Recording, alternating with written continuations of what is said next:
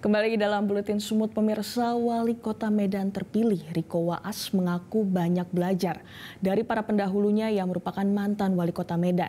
Bagaimana untuk memimpin Kota Medan ke depannya dan juga setelahnya nanti Riko Waas dilantik menjadi Wali Kota Medan periode 2025 hingga 2030.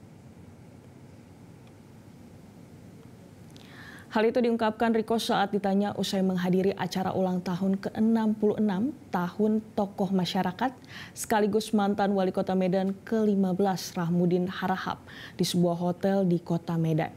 Menurut Riko, setiap pemimpin memiliki karakter kepemimpinan masing-masing dalam memimpin Kota Medan. Rahmudin disebutkan sudah maksimal dalam memimpin Kota Medan dengan sifatnya yang tegas, sifat-sifat yang positif yang ditunjukkan para pemimpin Kota Medan ini. Dan ini akan dicontoh dan diterapkan oleh Riko saat dia memimpin Kota Medan nantinya.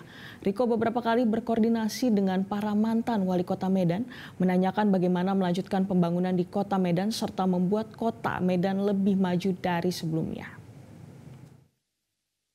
Setiap kepemimpinan tentu mempunyai karakter masing-masing dan apa yang sudah beliau lakukan tentu yang paling maksimal.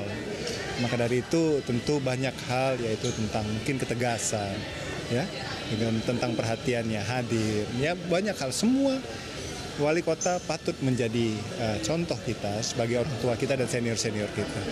Apakah sedang berkomunikasi dengan Pak Rautman dalam membangun ke depan Kota Medan ini?